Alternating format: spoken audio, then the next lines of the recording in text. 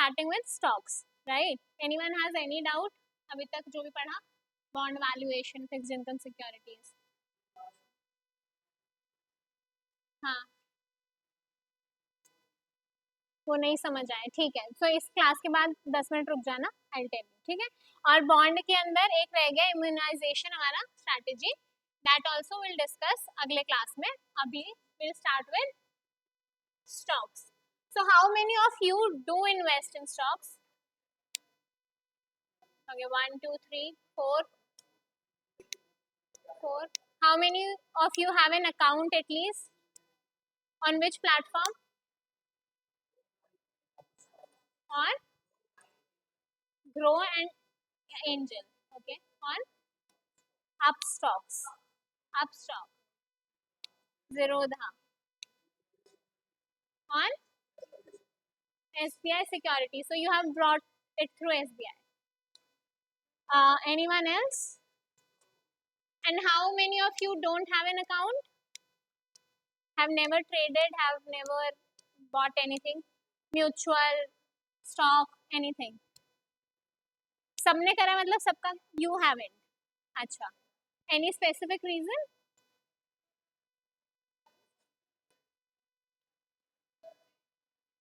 अच्छा.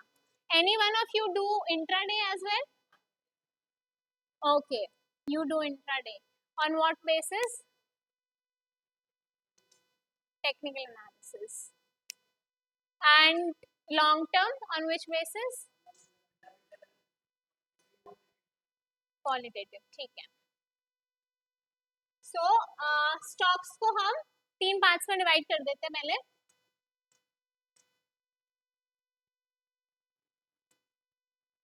तो सबसे पहले आ जाएगा हमारा बेसिक्स पढ़ लेते हैं कुछ, जिसके अंदर हम देख लेंगे नॉर्मल की ट्रेडिंग प्लेटफॉर्म कैसा दिखता है, उसके बाद क्या क्या टाइप्स के ऑर्डर होते हैं, क्या क्या कंपनी करती है स्टॉक्स के साथ, स्प्लिट कर देना, बाय बैक कर देना, बोनस दे देना, उन सबका क्या मतलब है, इंटरमीडियरीज कौन कौन से हैं. ठीक है, तो सबसे पहले तो हम शुरू करेंगे कि मार्केट इंटरमीडियरीज कौन कौन सी है. ठीक है, उसके बाद टाइप्स ऑफ ऑर्डर देखेंगे कौन कौन से प्लेस कर सकते हैं हम, और उसके बाद हम लोग करेंगे कंपनी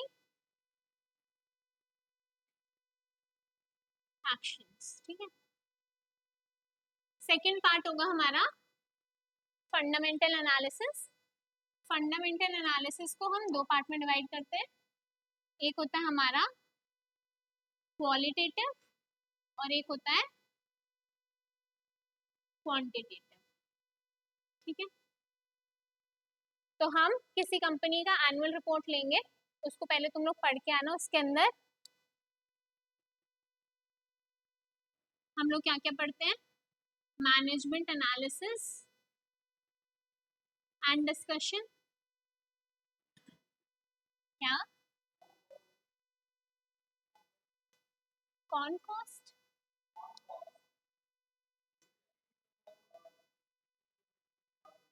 हाँ हाँ हाँ हाँ हाँ, नहीं, उसके बाद हम देखते हैं प्रमोटर्स शेयर कितने हैं, क्या डिवीजन है शेयर कैपिटल का, प्रमोटर्स कितने हैं, FII का कितना शेयर है.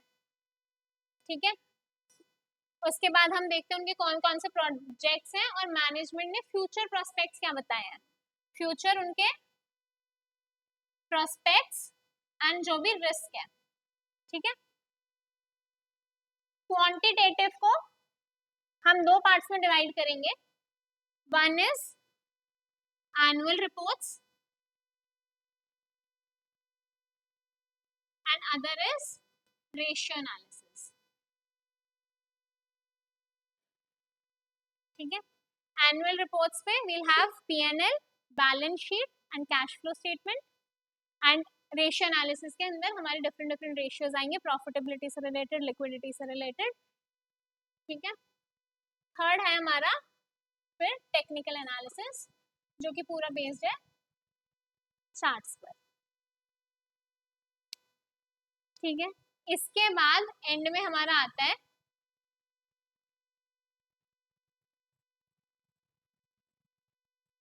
स्टॉक वैल्यूएशन, जिसके अंदर हम पढ़ेंगे प्राइस ऑफ द स्टॉक कैसे निकालते हैं, ठीक है।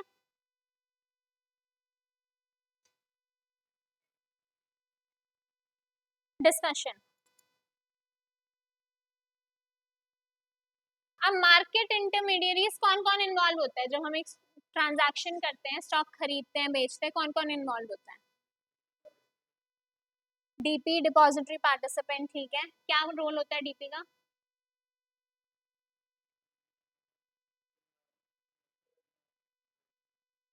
Repaying an investment to the exchange.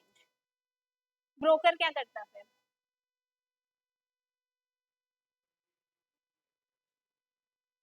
As a DP होता है ब्रोकर। अच्छा, ठीक है। डिपॉजिटरी होता क्या है, मतलब डिपॉजिटरी क्या होता है? हाँ हाँ हाँ। डीमटेरियलाइज्ड फॉर्म में वो शेयर्स को आपके रिफ्लेक्ट करते हैं अकाउंट में। डीमटेरियलाइजेशन का क्या मतलब है? इलेक्ट्रॉनिक है। इनिशियली हमारे शेयर ट्रांजैक्शन पेपर होती थी, अब डीमेटेरियलाइजेशन का मतलब कि पेपर को हटा दिया गया है, अकाउंट में रिफ्लेक्ट होता है। डिपॉजिटरी होते हैं, तो डिपॉजिटरी का क्या रोल होता है? आपके शेयर्स को रिफ्लेक्ट करना कि आपके अकाउंट में कितने शेयर्स कौन से कंपनी के। तो जो होल्ड करता है शेयर्स को वो कौन होता है? डिपॉजिटरी। और कौन होता है, और कौन कौन इन्वॉल्व होता है? एक्सचेंज, एक्सचेंज पे आपकी ट्रांजैक्शन होएगी, और दो एक्सचेंजेस है, एनएससी बीएससी, ठीक है। डिपॉजिटरी भी दो है। सीडीएसएल किसका है? सीडीएसएल कौन से एक्सचेंज का है? बीएससी का सीडीएसएल है। एनएस वो एनएससी का है, ठीक है। और कौन होता है, और कौन कौन इन्वॉल्व होता है? रुको। तो मार्केट इंटरमीडियरीज में सबसे पहले हमने पढ़ा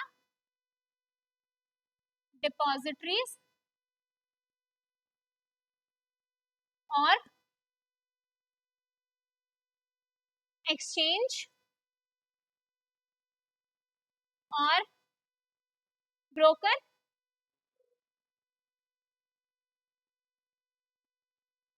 ब्रोकर आपका रजिस्टर्ड होना चाहिए सेबी के पास। ब्रोकर के पास ही आप अपना ऑर्डर प्लेस करते हैं, राइट। ब्रोकर ट्रांजैक्शन को फैसिलिटेट करता है, मार्जिन भी प्रोवाइड करता है, ठीक है। तो आप डीलिंग सारी ब्रोकर के थ्रू करते हैं। और क्लियरिंग हाउसेस भी होते हैं।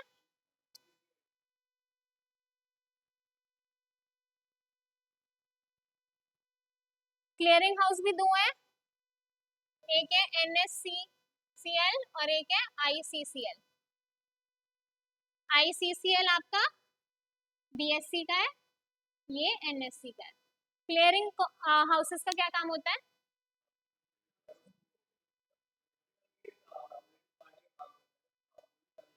किस पार्टी का काम करता है? अच्छा, काउंटर पार्टी का रोल प्ले करता है। तो अगर मैं सेल कर रही हूँ तो सीसीएल क्लियरिंग कॉर्पोरेशन क्या इंश्योर करता है कि मेरे को मेरी पेमेंट हो जाएगी, ठीक है। और अगर मैं बाय कर रही हूँ तो इट मेक श्योर कि मुझे मेरे शेयर्स मिल जाएंगे, ठीक है। डिपॉजिटरीज,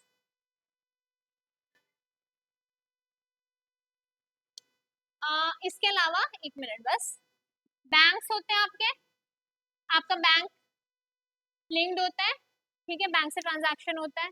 उसके बाद कितनों ने वो सुना है ब्लॉक्ड एप्लीकेशन के बारे में? जब आईपीओ के लिए अप्लाई करते हैं तो हम लोग क्या करते हैं, ब्लॉक्ड एप्लीकेशंस करते हैं। उसका क्या मतलब होता है? हुँ? हाँ, तो उसका पर्पस क्या होता है?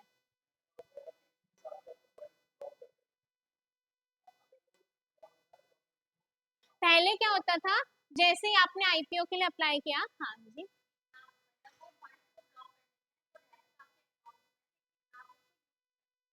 हाँ, लेकिन उसको जो कंपनी ने आईपीओ इशू करा वो भी नहीं यूज कर सकती। इनिशियली क्या होता था, आईपीओ आता था, आप आईपीओ के लिए अप्लाई करते थे, आपके अकाउंट से पैसे चले जाते थे इररिस्पेक्टिव आपको अलॉटमेंट हुआ शेयर्स का या नहीं, ठीक है। तो उससे क्या होता था, कुछ दिन का जो आपका पैसा ब्लॉक्ड हो गया, 15 दिन बाद, 20 दिन बाद, जितने भी दिन बाद एलोकेशन हुआ, उस टाइम के लिए आपको इंटरेस्ट नहीं मिलता था, और अगर शेयर्स भी नहीं मिले तो you had to have double disadvantage. तो इसको इग्नोर करने के लिए, इसको एलिमिनेट करने के लिए क्या लाया सेबी ने, बैंक्स ने एस्पा, जिसके अकॉर्डिंग आपका ब्लॉक्ड हो जाता अमाउंट, पर उस पर अगर इंटरेस्ट भी मिलता रहता है, बस दोनों पार्टीज उसको विड्रॉ नहीं कर सकती। और अगर आपको शेयर्स एलोकेट हो जाते हैं तो पैसा चला जाता है, नहीं होता तो अनब्लॉक हो जाता है। ठीक है। डिपॉजिटरीज, किसी ने बोला था रिपीट करने के लिए, डिपॉजिटरीज क्या होती है? डिपॉजिटरीज का काम होता है आपके शेयर्स को होल्ड करने।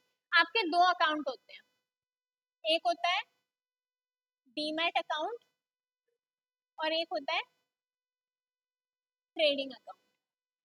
डीमैट अकाउंट को मैनेज करती है डिपॉजिटरीज। डीमैट अकाउंट का मतलब डीमेटेरियलाइजेशन अकाउंट, जिसके अंदर आपके शेयर्स पड़े होते हैं। ठीक है। ट्रेडिंग अकाउंट से आपकी ट्रांजैक्शन होती है, तो जो भी पैसे आ जा रहे हैं वो कहाँ से होते हैं? ट्रेडिंग से। और शेयर्स कहाँ से आते जाते हैं? डीमैट अकाउंट से। ठीक है। तो इसको मैनेज करने का काम किसका होता है? डिपॉजिटरीज का। ठीक है। उसके बाद एक्सचेंज आपका एनएससी, बीएससी। उसके अलावा ब्रोकर के पास आप अपना अकाउंट ओपन करते हो, ब्रोकर आपके बिहाफ पे ऑर्डर्स प्लेस करता है। ठीक है। क्लियरिंग कॉर्पोरेशन का क्या काम होता है? क्लियरिंग हाउसेस का काम होता है काउंटर पार्टी रिस्क को एलिमिनेट करना। ठीक है, कि अगर मैंने बाय करा तो I will get the shares और मैं पैसे दे दूं, और अगर मैंने सेल करा तो आई गेट द अमाउंट। ठीक है, यहाँ तक क्लियर है? अब टाइप्स ऑफ ऑर्डर, किस किस को कितने टाइप पता है?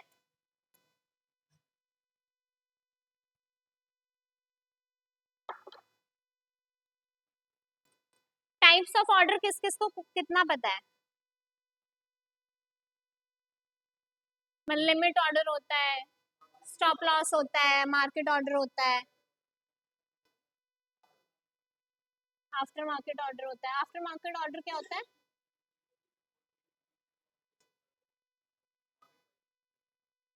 340 से कब तक होता है? 340 से 4 तक होता है? नहीं, आफ्टर मार्केट ऑर्डर 4 से 345 के बाद से अगले दिन तक होता है, उसे आफ्टर मार्केट ऑर्डर कहते हैं। जो 340 से 4 तक होता है उसे पोस्ट मार्केट ऑर्डर कहते हैं।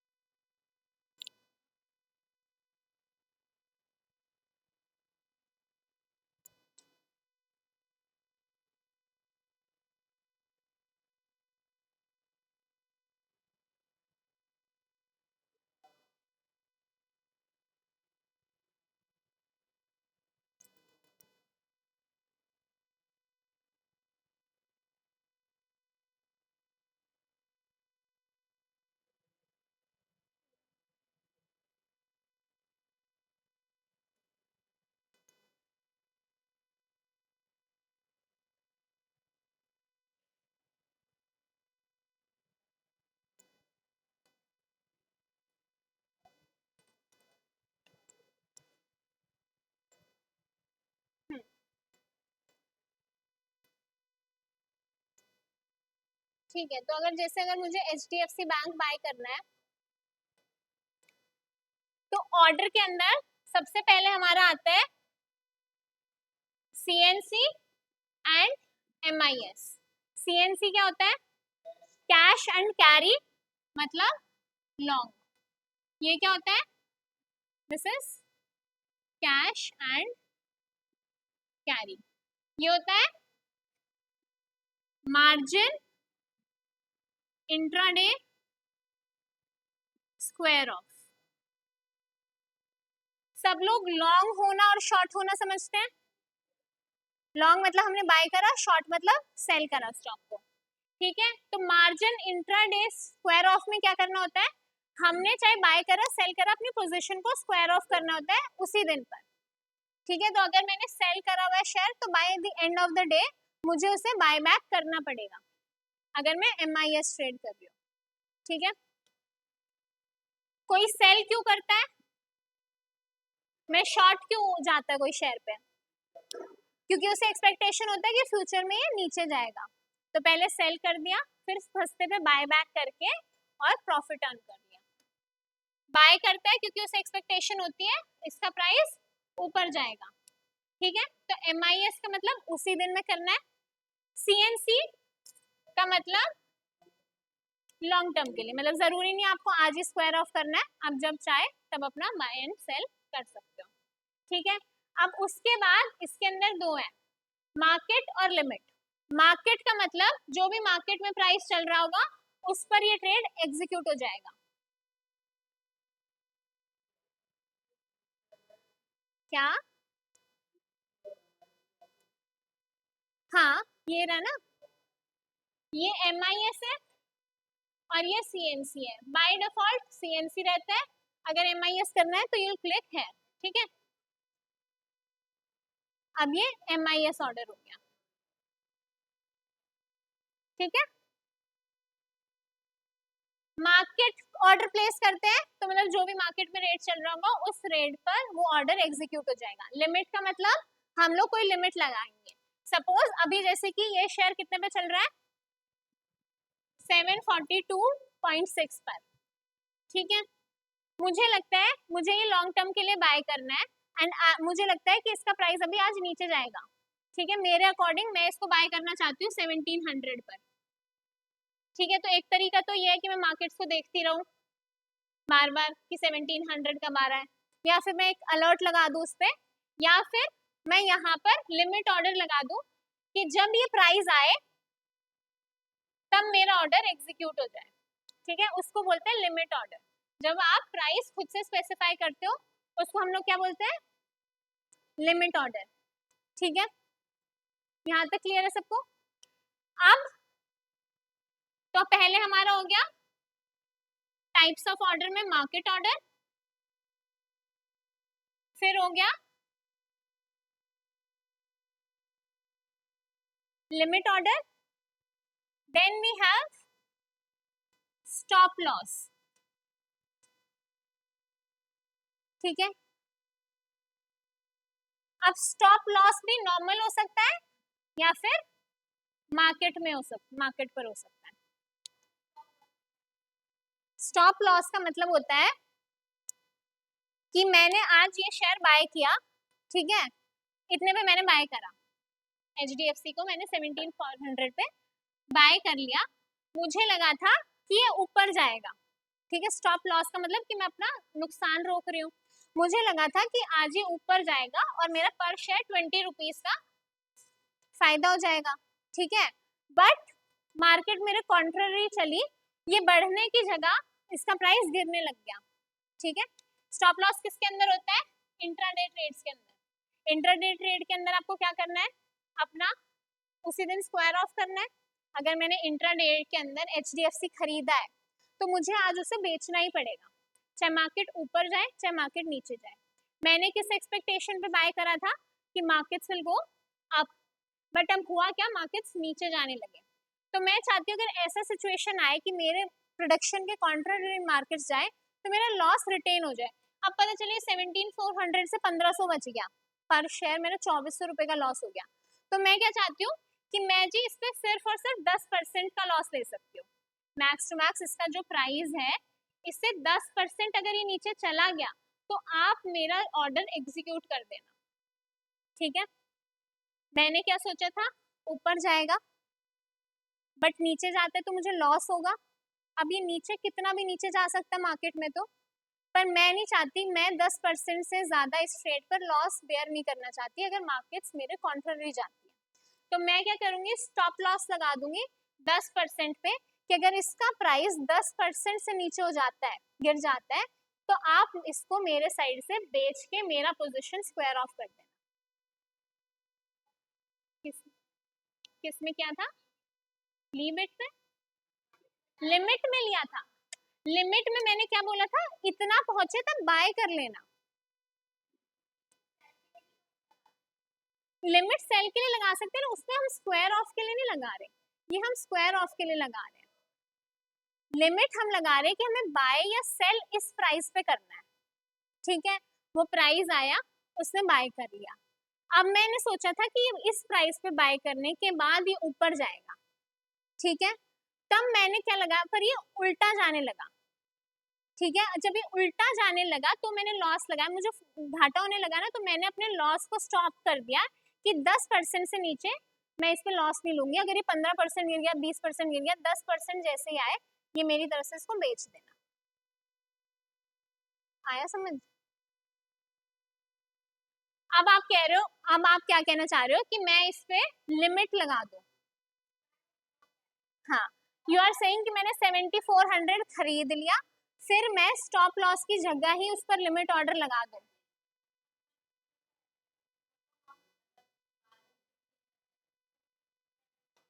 स्टॉप लॉस इंट्राडे में होता है, ठीक है। लॉन्ग टर्म के लिए आपका जीटीटी होता है, लॉन्ग टर्म में भी आप लगा सकते हो अपने लॉस और फायदे का, उसको हम जीटीटी बोलते हैं। अब स्टॉप लॉस भी मार्केट पर भी हो सकता है और आप लिमिट ऑर्डर के साथ भी लगा सकते हो स्टॉप लॉस को भी। अब एसएल जो नॉर्मल होगा उसमें क्या होगा, एक ट्रिगर प्राइस होगा, ठीक है। मैं बोलूं कि इस पर जैसे ये प्राइस रीच हो, मेरा लगा देना इसको सेल करने का इतने पर। ये क्या है, अगर मैं लिमिट लगा रही हूं तो ये है मेरा ट्रिगर प्राइस और ये है मेरा टारगेट प्राइस। तो जैसे ही 17,400 स्टॉक प्राइस जाएगा वो उसको ऑर्डर भेज देगा, लिमिट ऑर्डर, कि अगर ये इतना गया तो इसको सेल कर देना, ठीक है। स्टॉप लॉस क्लियर है? क्या नहीं समझ आए? ट्रिगर और मार्केट वाला,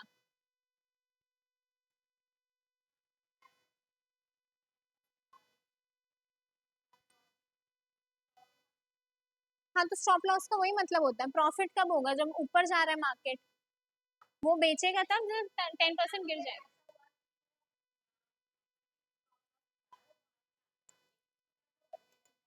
तो वो तो एग्जीक्यूट हो जाएगा ऑर्डर, ऐसा नहीं। अब उससे क्या पता कि उसके बाद ऊपर जाने लगेगा वो, ये तो किसी को भी नहीं पता ना।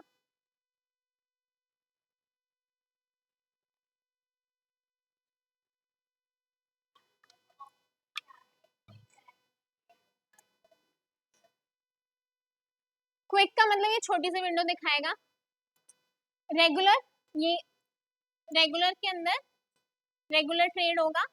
एएमओ आफ्टर मार्केट ऑर्डर्स, जो कि आप प्लेस कर सकते हो मार्केट क्लोज हो जाने के बाद, दैट इज 3:45 से सुबह के 8:59 तक। पहले एक बार ये कंप्लीट कर ले फिर उसके बारे में बताऊंगी, ठीक है।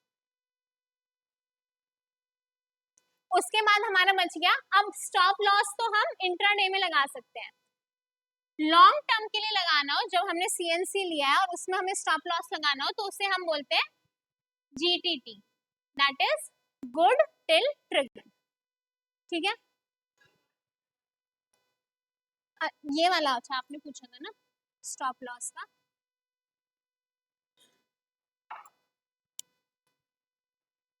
एक तो स्टॉप लॉस भी दो टाइप से हो सकता है, मार्केट और लिमिट पे, ठीक है। मार्केट का मतलब हुआ कि अगर जैसे मैंने ये शेयर बाय कर लिया था इस पर,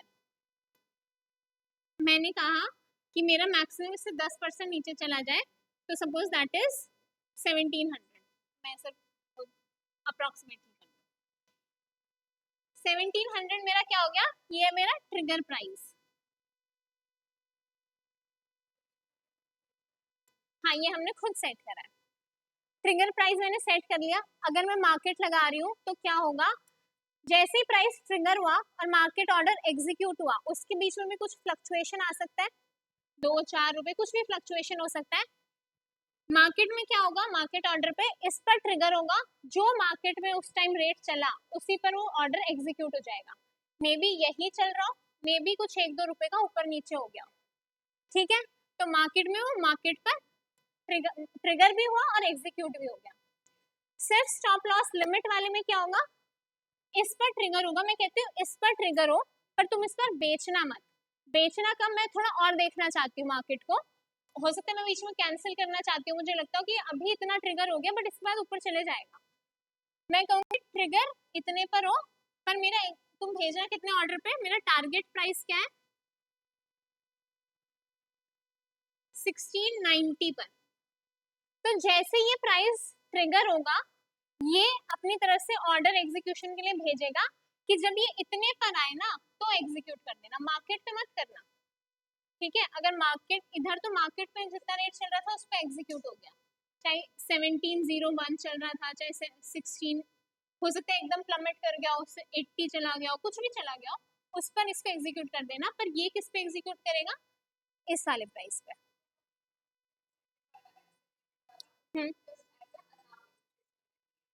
अलार्म भी डाल सकते हो, टारगेट भी डालेंगे।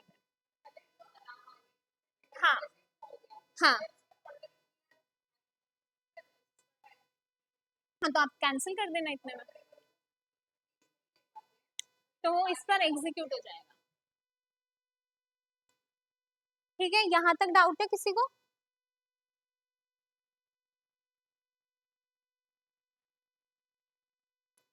जीटीटी सेम होता है स्टॉप लॉस की तरह, बस ये किसमें होता है, स्टॉप लॉस आपका लगता है इंट्राडे में, सेम फंक्शन जीटीटी परफॉर्म करता है सीएनसी में। यहाँ पर जब हम एमआईएस करेंगे तो हम अपना स्टॉप लॉस लगाएंगे, सीएनसी करेंगे तो जीटीटी लगाएंगे, ठीक है। Good till triggered.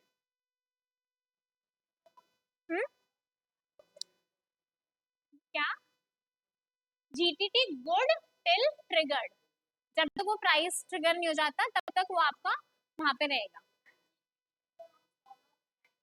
हाँ हाँ, वो लॉन्ग टर्म रहेगा। हाँ,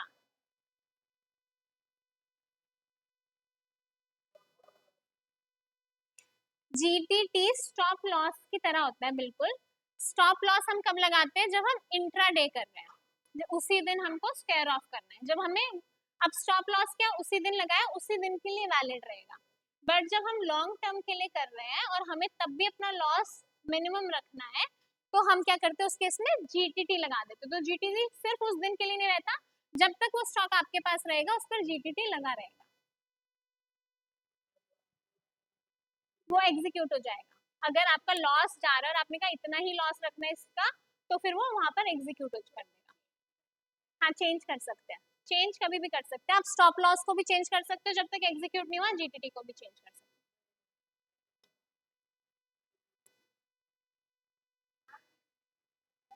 गुड टिल ट्रिगर्ड।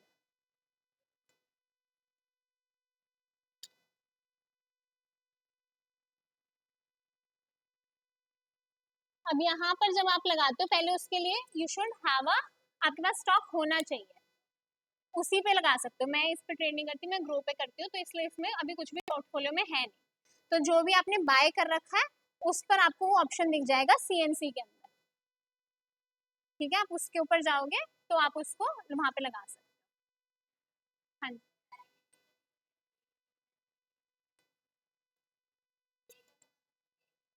हाँ हाँ, इमीडिएट का मतलब अभी के अभी, मतलब कि ये ऑर्डर कितनी देर तक वैलिड रहेगा, मतलब मैंने अगर बोला 17400, तो ये डे के लिए वैलिडेट होगा या अभी इमीडिएटली वैलिड होगा, या कुछ मिनट्स के लिए तुम इसे वैलिडेट ऑर्डर को रखना चाहते हो, उसके बाद कैंसिल हो जाए ऑर्डर। मिनट्स के अंदर you can specify the minutes ना, कि 1 मिनट के लिए वैलिड रहे, 2 मिनट के लिए वैलिड रहे, हाँ 10 मिनट के लिए वैलिड रहे, आपके ऑर्डर की वैलिडिटी कितनी रहे वो ये बताता है। जनरली डे होता है, अगर आप कुछ नहीं छेड़ते हो तो डे रहता है।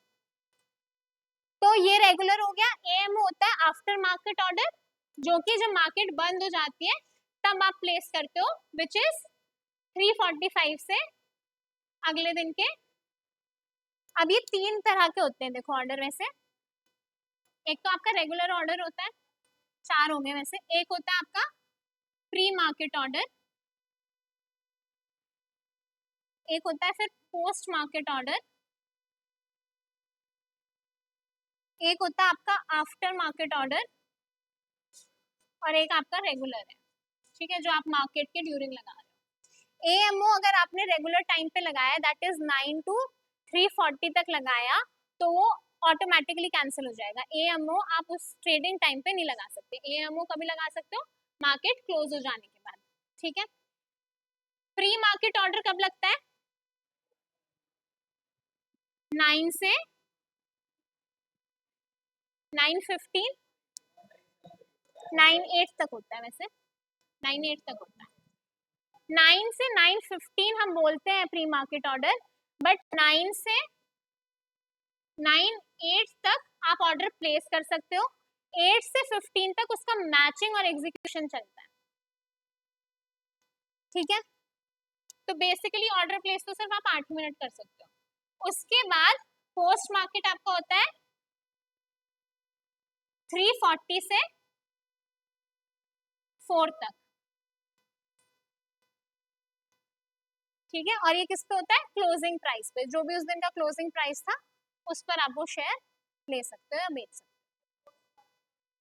दिस इज पोस्ट 8:40 से 4 तक।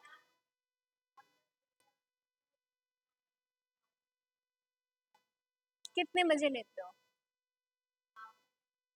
आफ्टर, हाँ नहीं होता है, मैंने खुद नहीं करा है। 9 बजे प्लेस हो जाता है ऑर्डर, एग्जीक्यूट नहीं होता उस टाइम। एग्जीक्यूट आपका 8 के बाद होगा, 9-8 के बाद एग्जीक्यूशन, तब आप प्लेस कर सकते हो।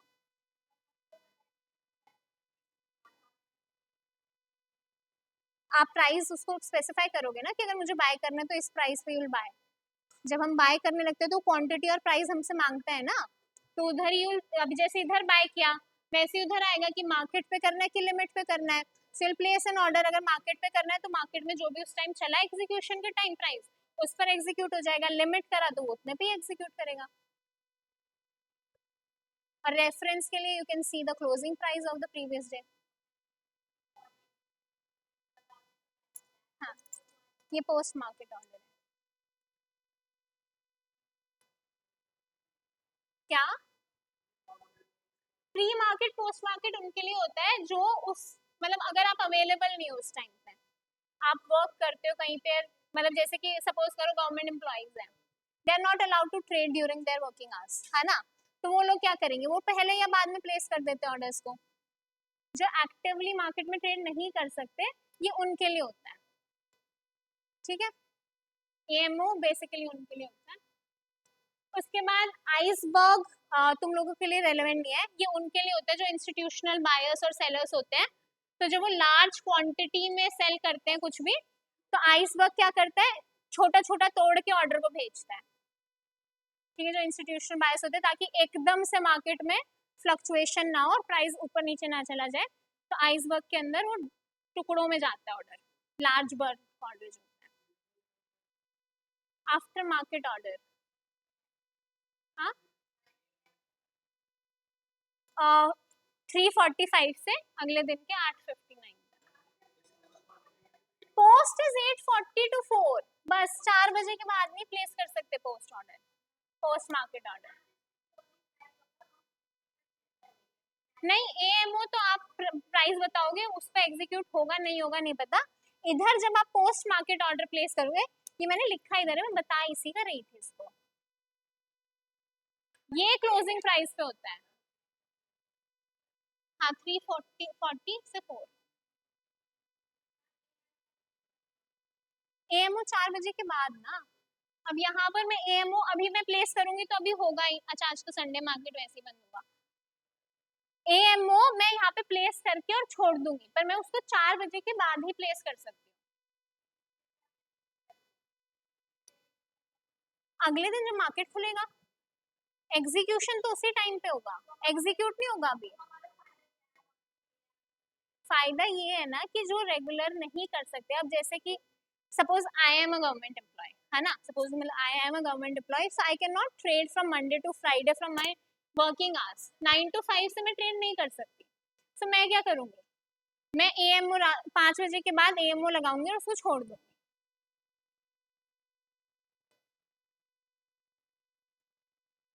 और किसी को डाउट है अभी?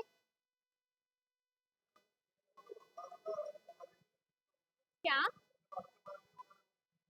कौन सा आफ्टर मार्केट? हाँ आफ्टर मार्केट ऑर्डर है। नहीं एएमओ तो अभी भी लग सकता है, एएमओ तो अभी भी लग सकता है, एएमओ जब भी मार्केट क्लोज है तब ही लग सकता है, जब मार्केट ट्रेड कर रहे हैं तब एएमओ नहीं लग सकता। नहीं मैंने बोला था कि आज संडे, आज वैसे भी ट्रेडिंग नहीं होगी, मेरे को ये नहीं ध्यान रहा था कि आज संडे है। तुम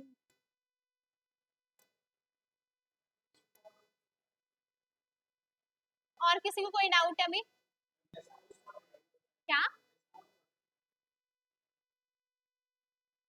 डिस्क्लोज्ड क्वांटिटी ये उनके लिए होता है जो बड़े लेवल पे ट्रेड करते हैं ना, जैसे जब आप 1% से ज्यादा किसी का शेयर में ट्रेड करते हो, then you have to disclose your identity and quantity, है ना। बट अगर आप उससे नीचे में कर रहे हो, then you have an option कि आप उसको डिस्क्लोज करो कि नहीं करो। ठीक है, मतलब जैसे कि सपोज करो जो इन्फ्लुएंशियल इन्वेस्टर्स होते हैं, जैसे कि राकेश झुंझुनवाला हो गया, अब उनका पता चलता है मार्केट्स में कि इस बंदे ने ये वाला बाय करा है, तो क्या होता है, अचानक से सब लोग हर्ड मेंटालिटी में उस शेयर को बाय करने लग जाते हैं। तो उस टाइप के इन्वेस्टर्स क्या करते हैं, अगर वो 1% से नीचे डील कर रहे हैं तो हाँ, तो ये तभी तो 1% से नीचे है, वन वो तो ब्लॉक तो 1 से भी ऊपर चला गया ना। हाँ ठीक है। हाँ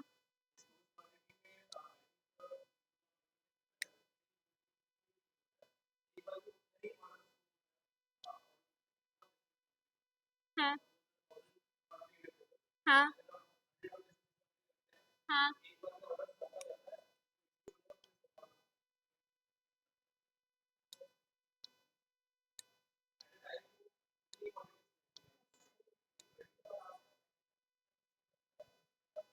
मतलब वॉल्यूम्स में शो करता है मार्केट में।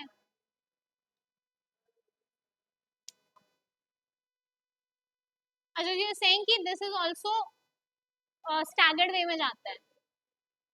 I am not sure about this, मैं देख के बता दूंगी, ठीक है। क्या? अभी तो जैसे वॉल्यूम्स नहीं ट्रेड हो रहा, सो यू आर सेइंग कि इसके अंदर वॉल्यूम वो उतना ही दिखाता है जितना डिस्प्ले क्वांटिटी में हम लोग करते हैं। ठीक है, I will check and verify, ठीक है।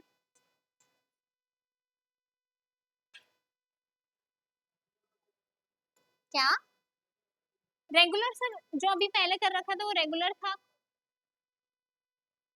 रेगुलर के अंदर आप दिन में करो, दैट इज रेगुलर। क्या? शिप? अच्छा एसआईपी सर वो म्यूचुअल फंड्स में होता है, स्टॉक में भी आप स्टैगर्ड वे में बाय कर सकते हो, बट जनरली वहां पे यूज करते हैं हम लोग।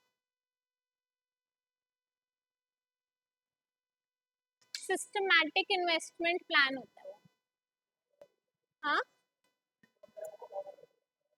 टाइप ऑफ ऑर्डर, हाँ आप बोल सकते हो टाइप ऑफ ऑर्डर उसे भी।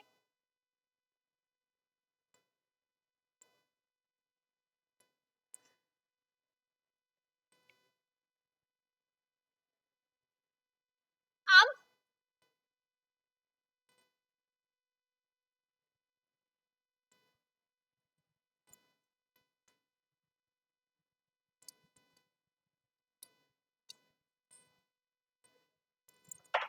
जब हम फंडामेंटल एनालिसिस पढ़ते हैं तो हम लोग टॉप डाउन अप्रोच या डाउन टॉप अप्रोच ले सकते हैं। ठीक है, हम टॉप डाउन की बात करेंगे, सेम ही उसको रिवर्स कर दो तो वो डाउन टॉप हो जाता है। which is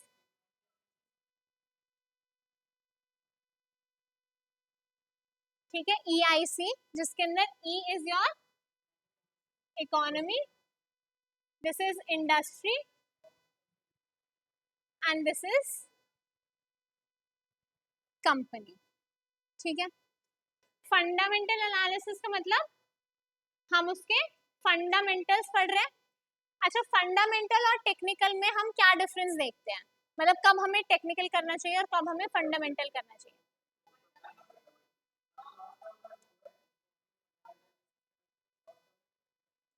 तो हमें अच्छा, तो अगर मैं लॉन्ग टर्म के लिए बाय कर रही हूँ तो क्या मैं टेक्निकल एनालिसिस यूज नहीं कर सकती? हाँ,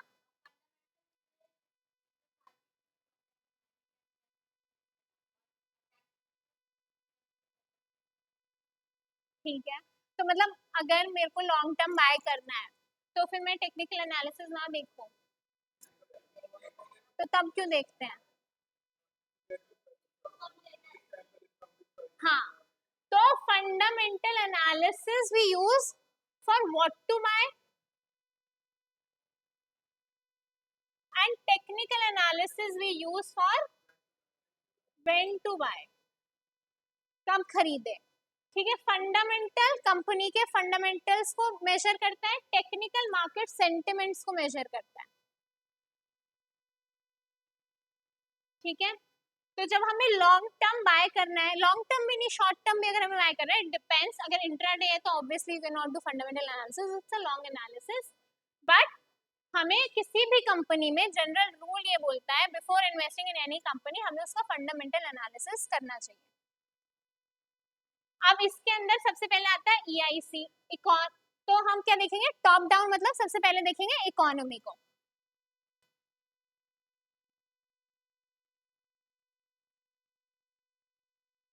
अब इकोनॉमी के अंदर क्या क्या आ जाएगा, क्या क्या फैक्टर्स होते हैं इकोनॉमी.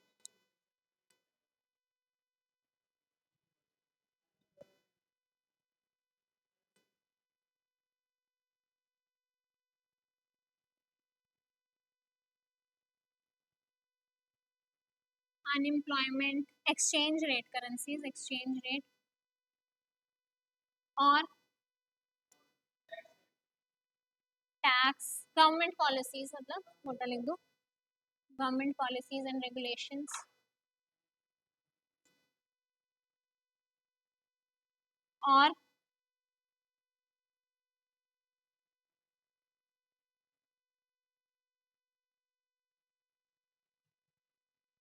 इंफ्रास्ट्रक्चर.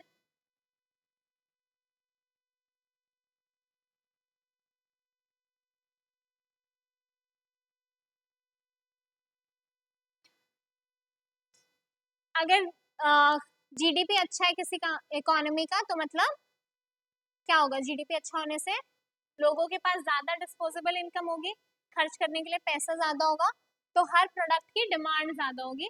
ठीक है, तो ऐसी इकोनॉमी जो ग्रो कर रही है, जीडीपी ग्रो करना मतलब कि वो इकोनॉमी ग्रो कर रही है, तो उसके अंदर यू विल बी इंटरेस्टेड. अगर कोई ऐसी इकोनॉमी है जो श्रिंक कर रही है, सपोज किसी कंट्री की इकोनॉमी है, सपोज सीरिया है, इंडिया है, आप लोग क्या देखोगे, जीडीपी देखा.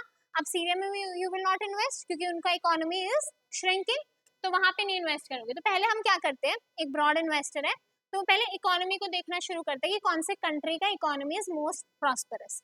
तो क्या देखेगा वहां पे, जीडीपी कैसा है. अगर जीडीपी ज्यादा अच्छा है तो डिस्पोजेबल इनकम लोगों की ज्यादा होगी, वो सब कुछ ज्यादा ज्यादा बाय करेंगे. ऑल्सो जीडीपी के साथ पर कैपिटा इनकम कैसा है. ठीक है, अब पर कैपिटा इनकम से क्या पता चलेगा, अगर मेरा ब्रांड लग्जरी ब्रांड है और उसका इकोनॉमी का वो ग्रोइंग भी है, डेवलपिंग कंट्री की इकोनॉमी है, ग्रोइंग भी है, बट अभी भी उसका पर कैपिटा इनकम उतना है ही नहीं कि मेरे प्रोडक्ट के लिए वहां पे सफिशिएंट डिमांड हो, राइट. तो उस वो वाली कंपनी क्या करेगी, वहां पे जाएगी ही नहीं. तो पर कैपिटा इनकम और जीडीपी से यू नो कि उस मार्केट में कौन सा ब्रांड अच्छा परफॉर्म करेगा.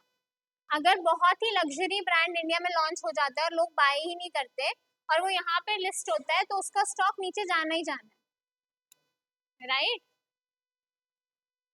इन्फ्लेशन रेट, अगर इन्फ्लेशन रेट है, इन्फ्लेशन रेट से क्या होता है, परचेजिंग पावर कम हो जाती है, परचेजिंग पावर कम मतलब कि डिमांड कम मार्केट में, तो ग्रोथ कम, ठीक है। उसके बाद अगर इन्फ्लेशन रेट ज्यादा, सबसे ज्यादा इम्पैक्ट वैसे किस पे आएगा अगर इन्फ्लेशन रेट ज्यादा चल रहा है तो?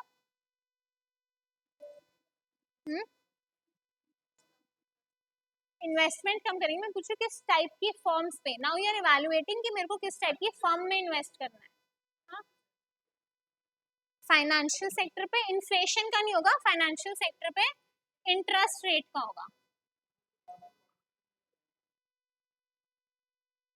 बोल सकते government policy in the sense we are saying, वो मॉनेटरी पॉलिसी के अंदर आएगा। गवर्नमेंट पॉलिसी एंड रेगुलेशंस में वी आर सेइंग कि किस सेक्टर को गवर्नमेंट प्रमोट करती है, एफडीआई से रिलेटेड क्या रेगुलेशंस है, ठीक है। इससे क्या होगा? नहीं, लग्जरी गुड्स को इसलिए नहीं करेगा क्योंकि अगर नॉर्मल इन्फ्लेशन रेट है तो लग्जरी गुड्स तो वैसे ही हाइपर इन्फ्लुएंशियल लोग बाय करते हैं, उनको इतना फर्क नहीं पड़ता इन्फ्लेशन रेट से। सबसे ज्यादा किस पे आएगा? जो बॉटम ऑफ द रंग पे है उन लोगों को सबसे ज्यादा फर्क पड़ेगा, तो आपकी एफएमसीजी कंपनीज हो गई, ठीक है, इन मार्केट इन पे ज्यादा फर्क पड़ेगा because now people durable goods हो गए, जो वाइट गुड्स हो गए, आपके वाइट लेबल हो गए, कार हो गई। अगर बहुत ज्यादा इन्फ्लेशन होगा तो लोग सबसे पहले डिस्क्रिशनरी प्रोडक्ट्स को छोड़ते हैं, ठीक है, बाय करना। अनएम्प्लॉयमेंट से क्या होगा? अगर बहुत ज्यादा अनएम्प्लॉयमेंट है तो वहां पे भी डिमांड कम रहेगी क्योंकि लोगों के पास इनकम नहीं होगी। एक्सचेंज रेट से क्या होगा? एक्सचेंज रेट का फर्क सिर्फ उन कंपनीज पे पड़ेगा जो इंटरनेशनली ट्रेड करती है, आईटी सेक्टर्स की कंपनी जैसे टीसीएस है। अब टीसीएस के लिए रुपीस का डेप्रिशिएट होना अच्छा है कि अप्रिशिएट होना अच्छा है? डेप्रिशिएट होने का मतलब कि हम $1 में ज्यादा रुपए मिलेंगे। तो अगर उन्होंने किसी से कॉन्ट्रैक्ट डील करा हुआ था $100 का और तब रेट चल रहा था 70 और आज ये रेट हो गया 80, तो मतलब इनको 80 के हिसाब से ज्यादा पैसे मिलेंगे। तो जितना डेप्रिशिएट होगा उतना उसके लिए अच्छा है, ठीक है। अब गवर्नमेंट पॉलिसीज मतलब जैसे कैसी पॉलिसीज? अब जैसे पीएलआई है, प्रोडक्शन लिंक्ड इंसेंटिव्स है, ठीक है। अब ये क्या है? कुछ सेक्टर्स को प्रमोट करेंगे। अभी तुम लोगों को क्या लगता है कि कौन कौन से सेक्टर्स गवर्नमेंट प्रमोट कर रही है? हाँ, एमएसएमई, ठीक है। हाँ, इलेक्ट्रिक ईवीज, ठीक है। ग्रीन एनर्जी, ग्रीन एनर्जी ना मतलब, ठीक है। तो उन उन सेक्टर्स के लिए क्या होगा? अब जैसे कि बजट आया था तो गवर्नमेंट ने around I guess 19,000 crore something हाइड्रा के लिए दिया था। तो अब उस सेक्टर की जितनी कंपनीज होगी ऑटोमेटिकली देखना बजट के अगले दिन उनका मार्केट प्राइस बढ़ जाता है, ठीक है। तो गवर्नमेंट की पॉलिसीज कैसी है उससे आपका इम्पैक्ट पड़ता है। अगर रिस्ट्रिक्टिव पॉलिसी है, सपोज इंपोर्ट पे टैक्सेस बढ़ा दिए and you were importing maximum of your raw material from outside, तो अब आपके लिए क्या होगा? कॉस्ट ऑफ गुड बढ़ जाएगा, तो उस कंपनी के लिए क्या होगा? उसका स्टॉक मार्केट प्राइस भी नीचे गिर जाएगा। अगर और कोई इकोनॉमी ऐसी, अभी हम इकोनॉमी की अगर बात कर रहे हैं तो नॉर्मली की ट्रांसपेरेंसी नहीं है, तो वहां पे इन्वेस्टर्स इन्वेस्ट नहीं करना चाहेंगे, मैनिपुलेशन बहुत ज्यादा होता है, तो वहां पे क्या करेंगे? वो उस इकोनॉमी से दूर रहेंगे। इंटरेस्ट रेट से क्या इम्पैक्ट आएगा?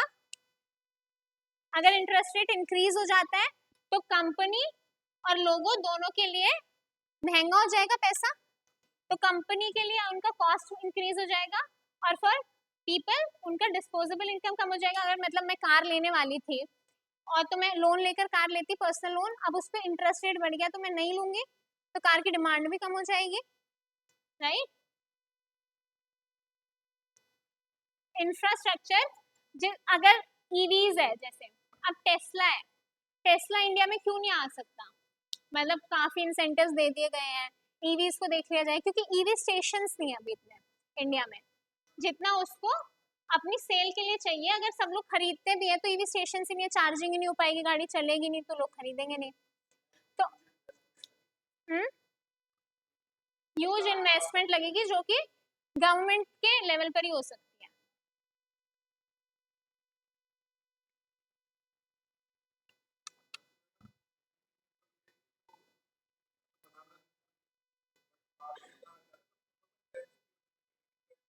वो टैक्स की वजह से कह रहे हैं बिकॉज वो अभी यहाँ पे मैन्युफैक्चरिंग नहीं करना चाहते, वो पहले टेस्ट करना चाहते हैं मार्केट को कि हम अपनी कार यहाँ इंपोर्ट करें, सिंस हमारी कार महंगी होती है, लेटेस्ट टेस्ट आउट कि यहाँ पे सेल भी होता है या नहीं, whereas government of India wants कि वो लोग यहाँ पे मैन्युफैक्चर करें।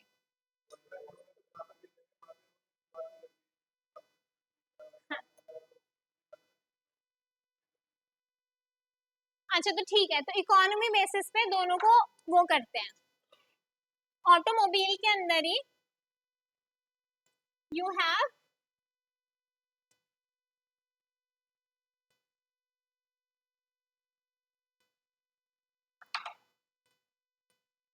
मारुति सुजुकी है और एक हैंड पे टेस्ला है, और चलो एक में आपकी टाटा मोटर्स है। किस पर तुम लोग बुलिश होगे इंडिया मार्केट में? टाटा पे क्यों? सबसे ज्यादा मार्केट शेयर तो मारुति सुजुकी का है। टाटा इज, रीजन क्या है वो तो तुम्हें पता है, सरपास कर चुका है। हाँ, किस सेंस में ग्रो कर रही है? हाँ, ईवी सेक्टर में ग्रो कर रही है क्योंकि टाटा के पास काफी सिनर्जी है। हाँ, ईवीज में, तो इसलिए उनका मार्केट शेयर अब ईवीज में क्यों ग्रो करा, बिकॉज ईवीज को हमने देखा भी गवर्नमेंट पॉलिसीज में फेवर किया जा रहा है। टेस्ला क्यों नहीं करेगा?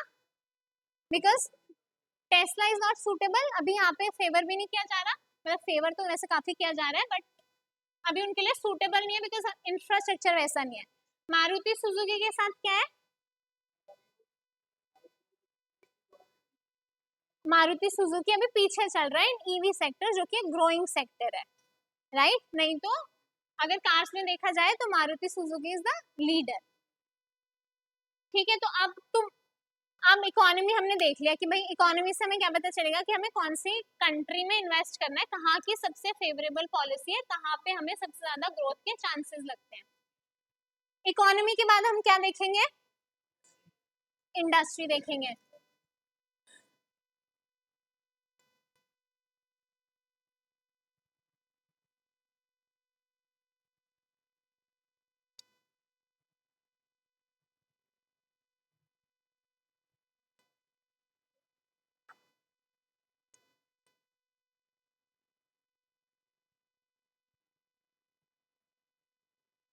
अच्छा, इंडस्ट्री में हमारा होता है growth industry, cyclical industry and defensive industry. Growth कौन कौन सी होंगी? ईवी हो गया, पावर हो गया, जो भी ग्रोइंग स्टेट में है। सिक्लिकल कौन सी होंगी?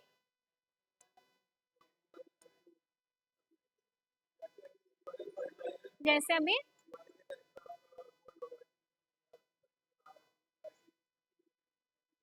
ठीक है, और सिक्लिकल का मतलब जो कि इकोनॉमी के हिसाब से बूम और बस्ट के अकॉर्डिंग चलती है। ठीक है, हाँ, ऑटोमोबाइल हो गया और ज्वेलरी और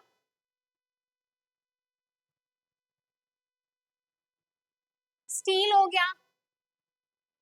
स्टील भी जब इकोनॉमी अच्छा कर रही है तो इंफ्रास्ट्रक्चर, ट्रैवलिंग हो गया। डिफेंसिव कौन से हैं? एफएमसीजी, फार्मा, एग्रीकल्चर वैसे उस पर बेस्ड हो जाता है।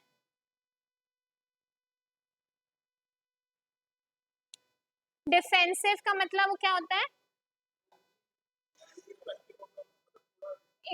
जहाँ ज्यादा फ्लक्चुएशन नहीं होता, वॉलेटाइल नहीं होती इकोनॉमी। अगर रिसेशन में है, बूम में है, इन लोगों का अप्रोक्सीमेटली सेल और रेवेन्यू उतने रहते हैं क्योंकि नेसेसिटी गुड है। जो भी नेसेसिटी गुड्स होते हैं वो हमारे कहाँ जाते हैं? डिफेंसिव में। ठीक है, तो जब हमें इंडस्ट्री का एनालिसिस करना है तो हम दो चीजों पर फोकस करेंगे। एक होगा हमारा स्वॉट एनालिसिस एक होगा पोर्टर्स 5 फोर्सेस।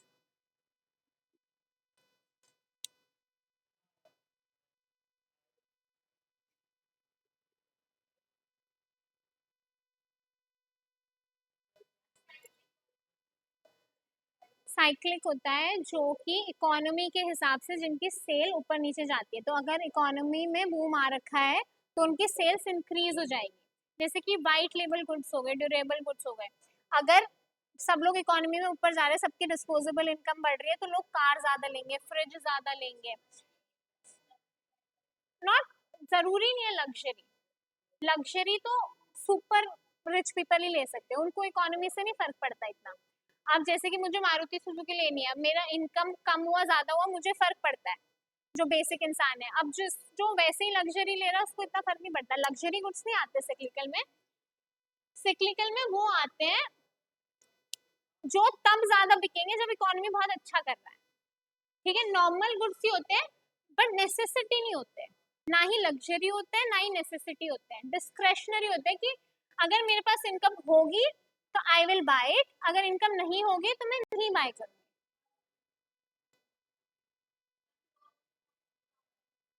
ग्रोथ में जो भी रैपिडली अभी ग्रो कर रहे हैं, ठीक है, जैसे कि आपका क्विक कॉमर्स हो गया, ठीक है, जो नए नए आ रहे हैं उनका ग्रोथ सब्सटैंशियली हर साल वो बहुत ज्यादा वेल एस्टैब्लिश्ड नहीं है। एक वर्ड में जो in tandem with the market, in tandem with the economy recession and boom it moves, that is cyclical। क्या? हाँ, private space, space space space exploration की बात कर रहे हो ना, मतलब हाँ ग्रोथ पे है, बट ग्रोइंग कंपनी में रिटर्न ज्यादा होता है तो रिस्क भी बहुत ज्यादा होता है।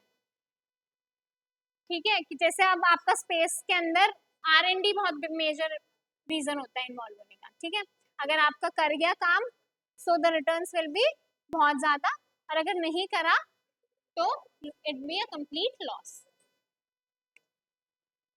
स्वॉट क्या होता है? Strength, weakness, opportunity and threat. ठीक है, फोर्ट्रेस 5 फोर्सेस क्या होते हैं?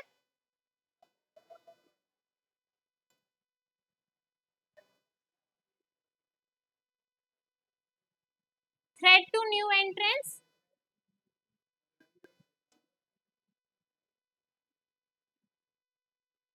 बार्गेन पावर ऑफ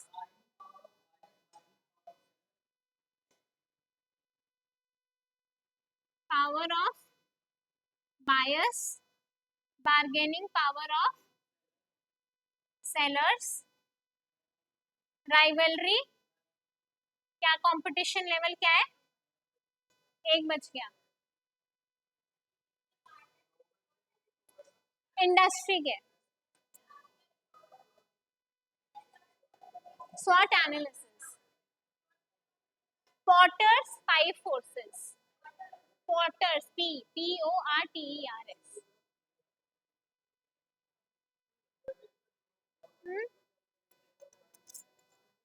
क्या कह रहे हो? बैरियर टू एंट्री इसके अंदर आ गया ना, थ्रेट टू है ना, थ्रेट फ्रॉम नहीं है।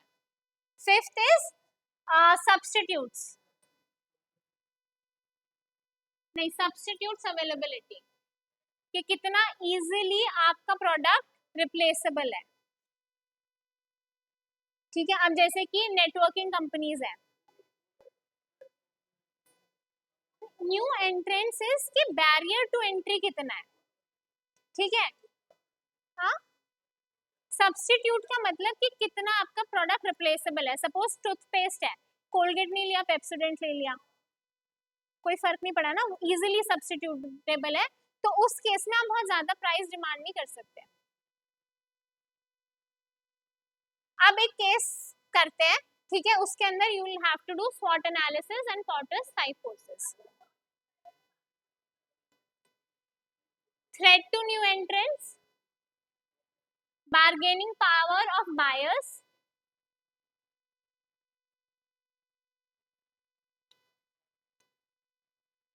bargaining power of sellers, substitutes available, rivalry, competition available.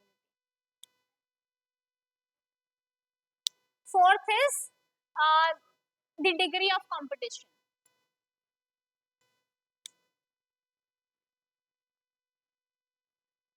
And fifth is availability of substitutes.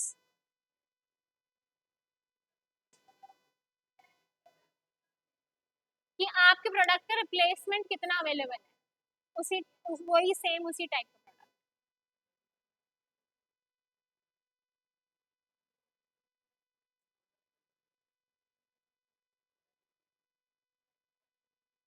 एक केस लिखो.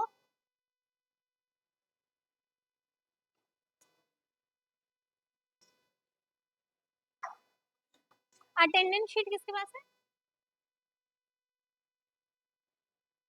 सबने मार्क कर दिया? पास कर दो तो आगे.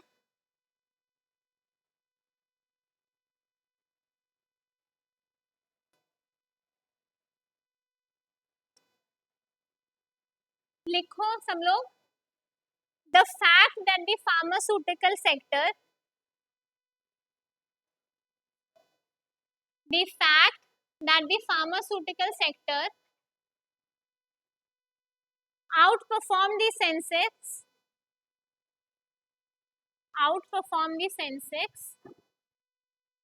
in 2010. Pharmaceutical sector outperformed the Sensex in 2010 and recorded a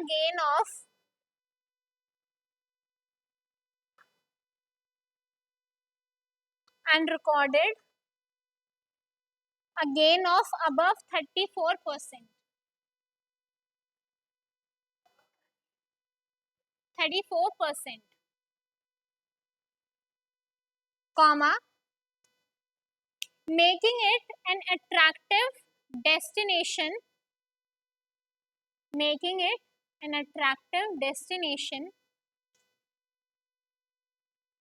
for FDI,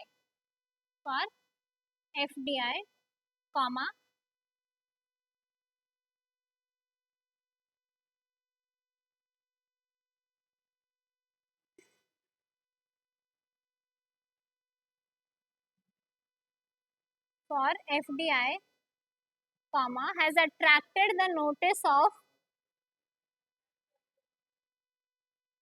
for FDI, comma, has attracted the notice of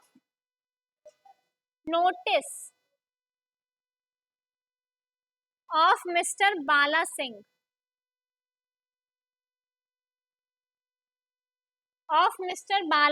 comma, a real estate dealer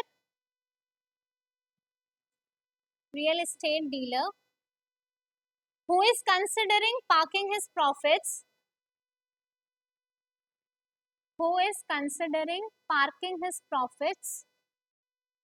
in this sector.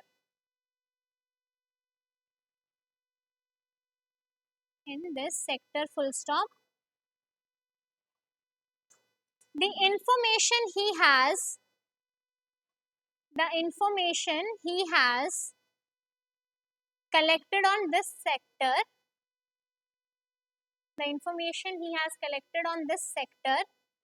is given below.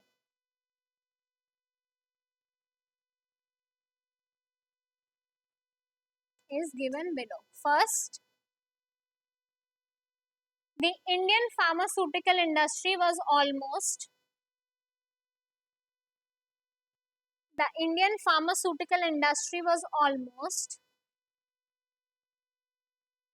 non-existent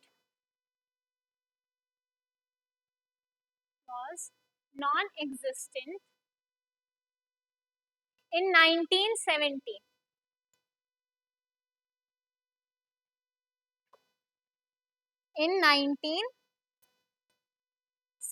Comma, but over time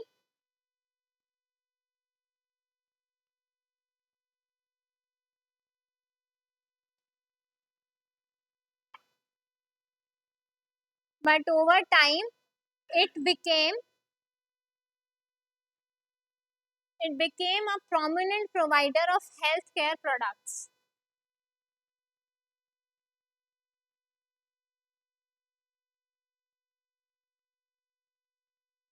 But over time it became a prominent provider of healthcare products, comma, meeting almost all of the country's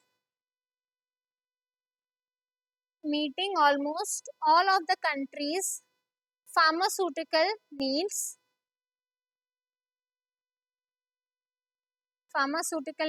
at the beginning of the 21st century.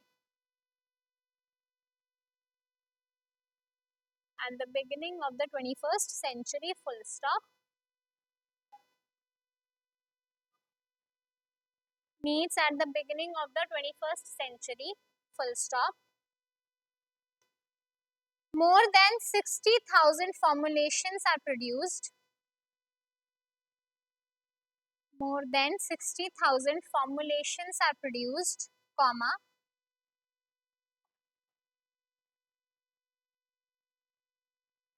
and they cover nearly every therapeutic segment. Every therapeutic segment. THERAPEUTIC. Therapeutic. Full stop. Formulations are the क्या? Therapeutic segment. Full stop. Formulations are the processed medicines.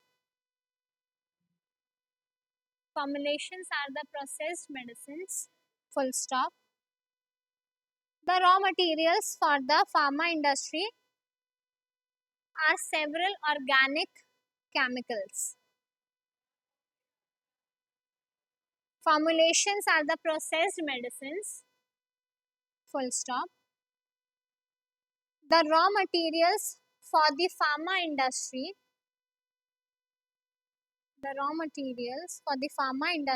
are several organic chemicals. Full stop.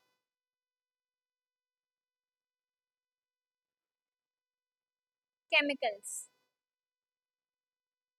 The chemical industry is competitive. The chemical industry is competitive and fragmented. Full stop.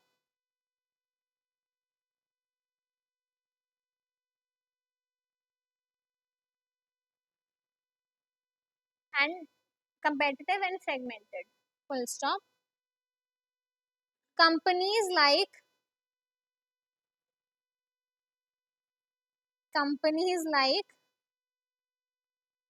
you will have one case study as well in your exam. The first question, this is the case study. So अब यहाँ net नहीं है ना,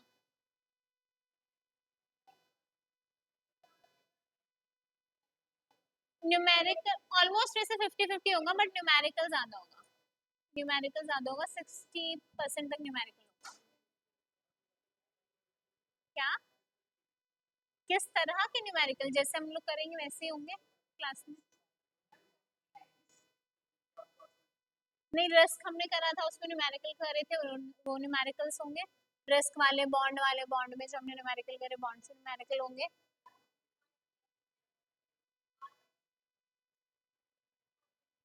RCY नहीं है. कोई बात नहीं है, वो मतलब रियलाइज वाला आप लोग वैसे भी जब मतलब एंड में निकाल सकते हो. ठीक है, मतलब कि उससे आप प्रिडिक्शन नहीं कर सकते. That is after you have the actual returns. अगर क्वेश्चन में पूछा है तो ही निकालना है ना.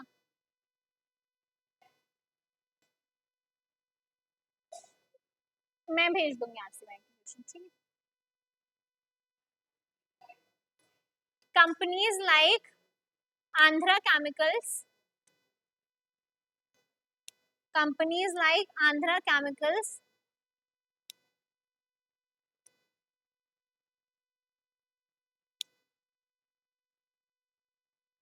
and ODC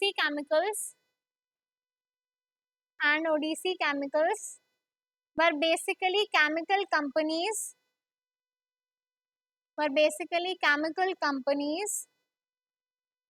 that turned themselves into pharmaceutical companies.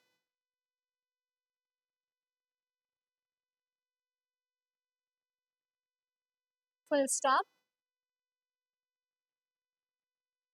The contribution of the Indian pharma industry accounts for 1.4% of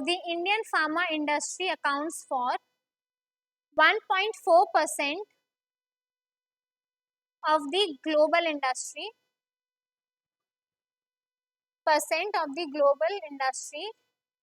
in terms of value, 4% of the global industry in terms of value, and 10% in terms of volume. Full stop.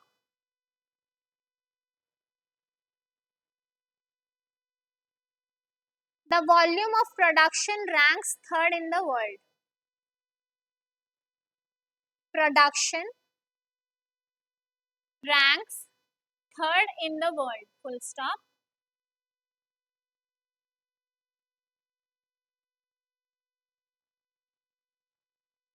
In the world. Full stop. The year-on-year growth rate was 18% in 2011. The year-on-year growth rate was 18% in 2011. Full stop. Second point.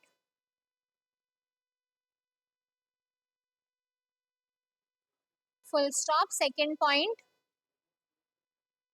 18% in 2011. 18%. 18. The pharma industry is highly fragmented, with over 10,500 manufacturing units in India. Is highly fragmented,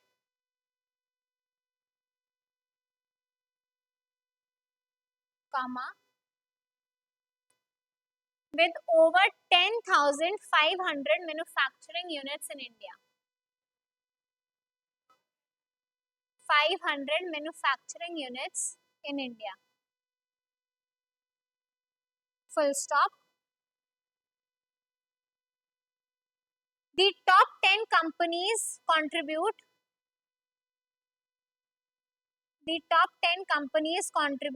more than one-third of the market.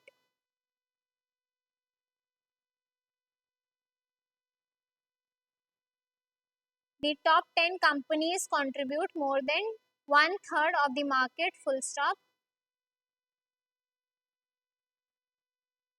The number of generic product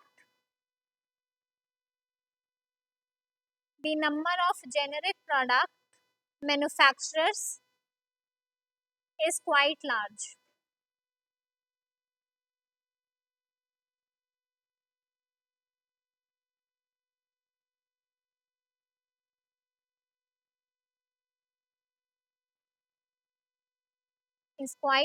Full stop.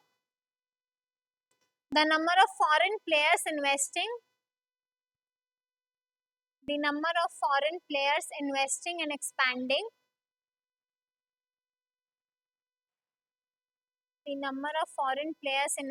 expanding their bases in India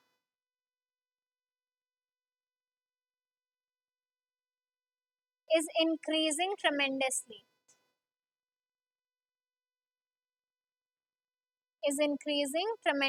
Full stop. Further, India is fast becoming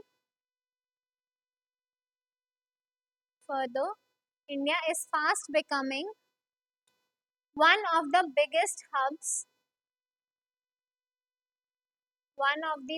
hubs for conducting global clinical trials. clinical trials, full stop.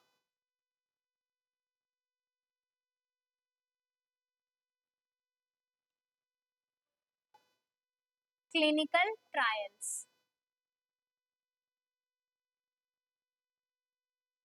full stop. The industry witnessed 8 acquisitions.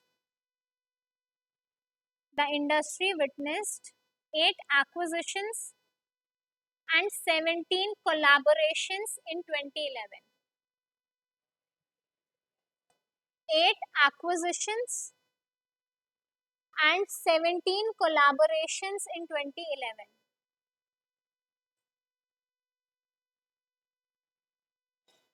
Full stop. Third point. The government of India has given permission. The government of India has given permission for 100% FDI. Permission for 100% FDI in drugs and the pharma sector. In drugs and the pharma sector, to establish various pharma special economic zones, SEZ, pharma special economic zones across the country. The government of India has given permission for 100% FDI in drugs and pharma sector to establish various pharma special economic zones across the country.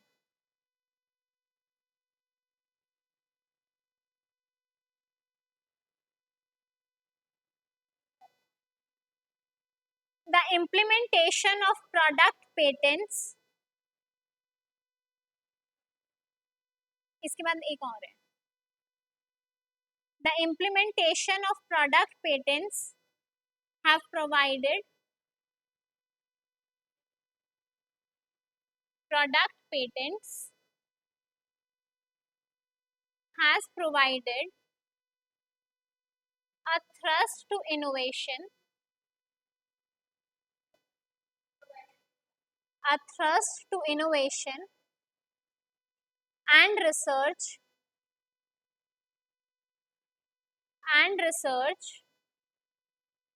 to launch new patented products.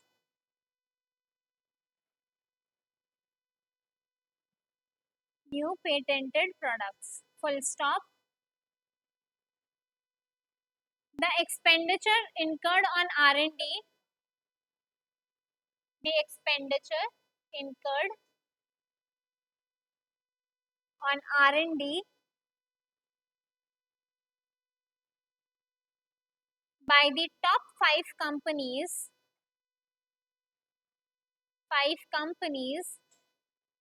ranges between 5 to 10% of revenues. 5 to 10% of revenues. Full stop. The global R&D expenditure on sales. The global R&D expenditure on sales is 15 to 20%. Full stop.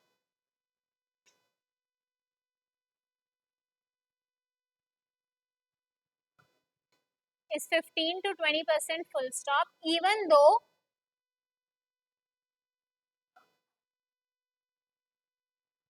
क्या group पे मैं नहीं हूँ ना, कोई लेके share कर दो या दो.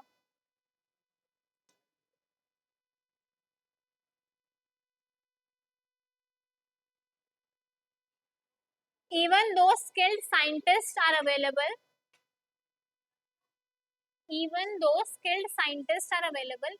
और कोई भी ना ग्रुप पे करना मत शेयर, ठीक है? और फिर मैं यही क्वेश्चन दूंगी. हाँ.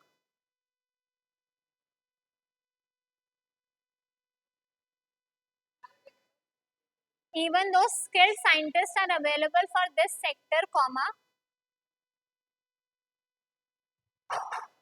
most of the companies have witnessed high attrition rates.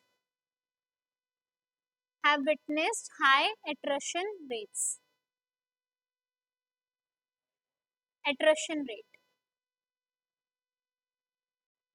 full stop. मतलब बैठ जाओगे पर लिखोगे नहीं, है ना? और एग्जाम में जब 3 घंटे लिखना होगा तब अभी ऑप्शन मैं यही दूंगी क्वेश्चन, तुम देख. Along with employment cost, attrition rates, full stop. Along with employment cost, comma, raw material cost have also increased. Has also increased.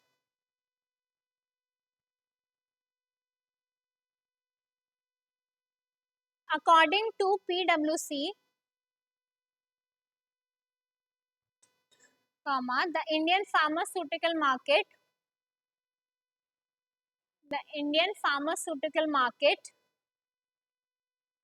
is expected to touch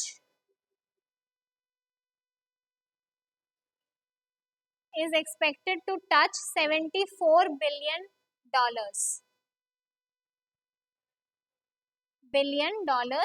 in sales by 2020.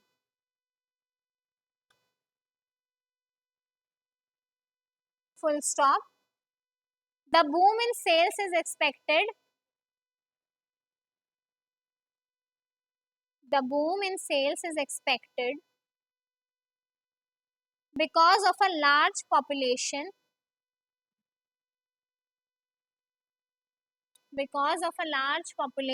comma, increasing healthcare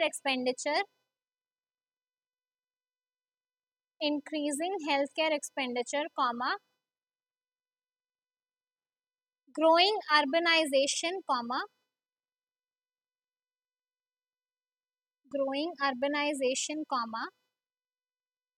rising life expectancy, comma, and active private sector participation.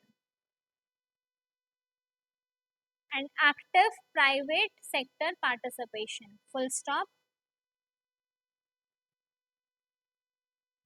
According to McKinsey estimates,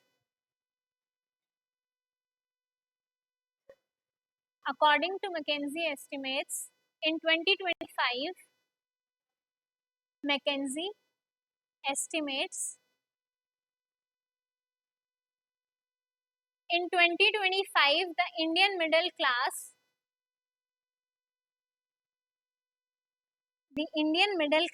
is expected to stand at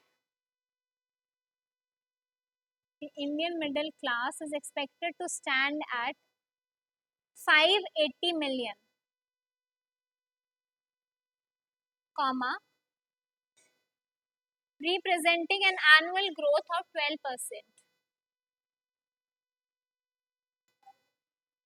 2025, the Indian middle class is expected to stand at million, comma, representing an annual growth of 12%. Full stop. An annual growth of 12%. Full stop. The change in lifestyles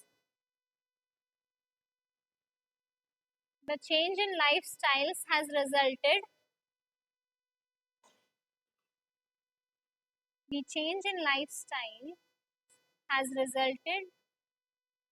in cardiovascular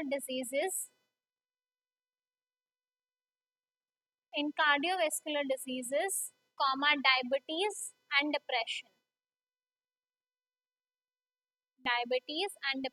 Full stop.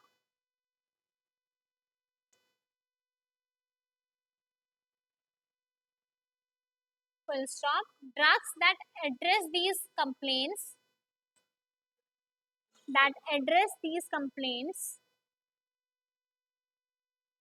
will continue to be lucrative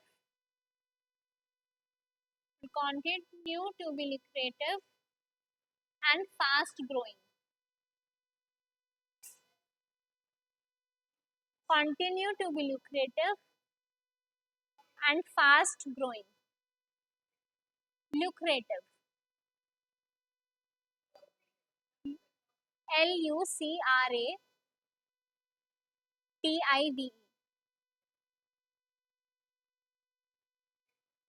And fast growing. Full stop. Last point. Besides the domestic market, comma, Indian pharma companies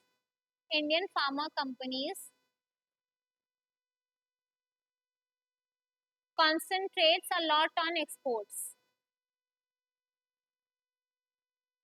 Concentrate a lot on exports. Full stop.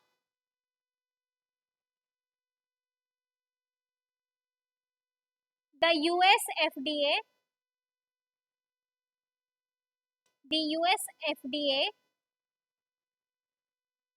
FDA has stringent rules, STRINGENT,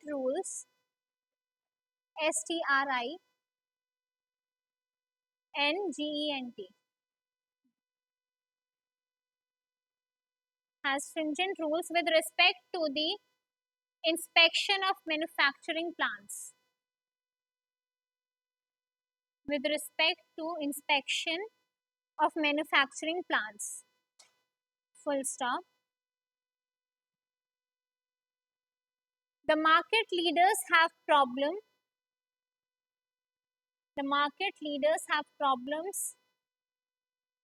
with regard to their plans satisfying FDA rules. Have problems with regard to their plans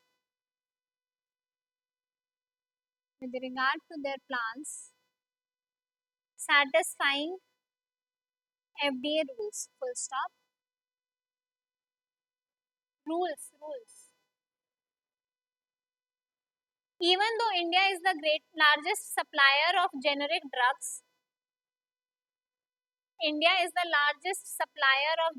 drugs, comma, the menace of generic drugs, the menace of fake drug is severe. The menace, MENACE, of fake drug is severe. Estimates show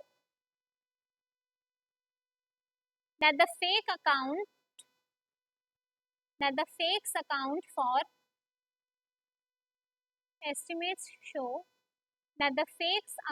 for 15 to 20% of the pharma industry. 15 to 20% of pharma industry.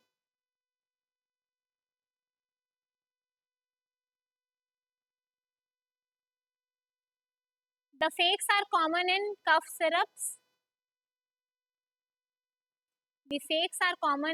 syrups. Comma, vitamin supplements,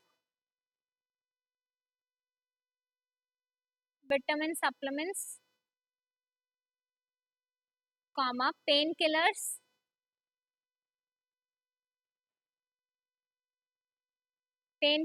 and the like. LIKE.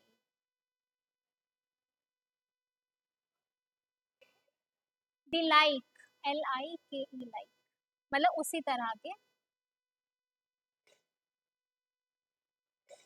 The aggressive penetration of health insurance.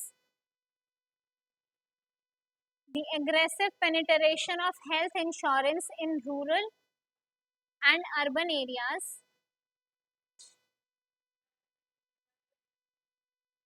The aggressive penetration of health insurance in rural and urban areas will benefit the pharma industry. Full stop. It is said that nearly 650 million people, it is said that nearly 650 million people will have health insurance cover by 2020. Million people will have health insurance cover by 2020, comma, and private insurance coverage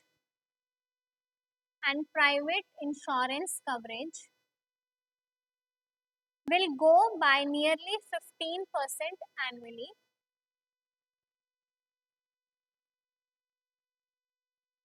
and private insurance coverage will grow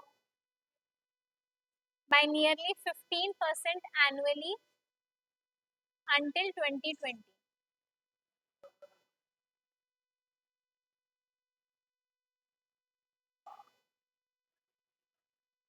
Annually until 2020. The industry is controlled by complex variety of laws and policies. Is controlled by complex variety of laws and policies.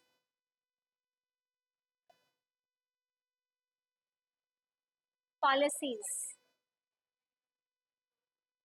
By a complex variety of laws and policies. Full stop. दो ही line बची है, दो ही line बची है सही में. The national drug policy,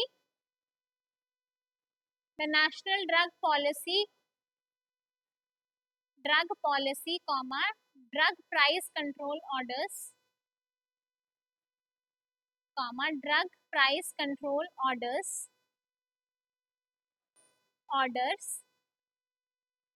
and the Indian Patents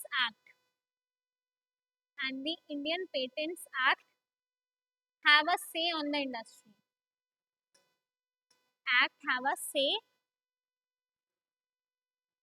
Indian Patents Act have a say on the industry. Full stop.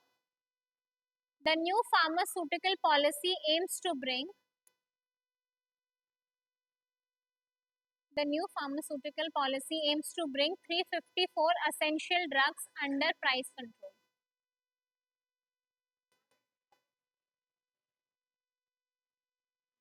354 essential drugs under price control.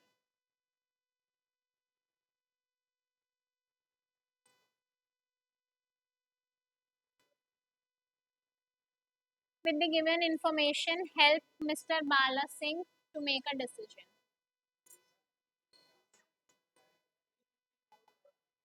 Essential drugs under price control.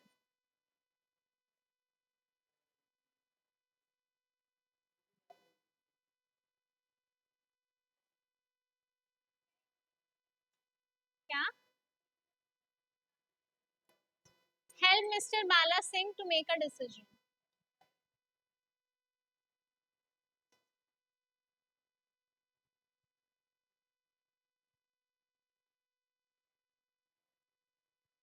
To make a decision. अब pharmaceutical industry का तुम लोगों को स्वॉट और पॉटिस 5 forces दोनों apply करके बताना है कि उसको इस इंडस्ट्री में इन्वेस्ट करना चाहिए कि नहीं करना चाहिए. रीजंस देने दोनों के अंदर कि इसका स्ट्रेंथ, वीकनेस, अपॉर्चुनिटी. हाँ, स्ट्रेंथ में आ गया.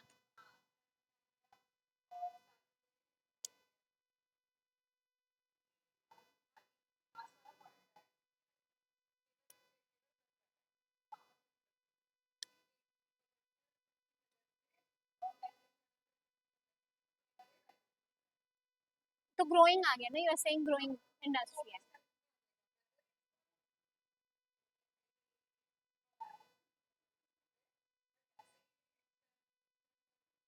वीकनेस में क्या आएगा? फेक है। अपॉर्चुनिटी क्या है?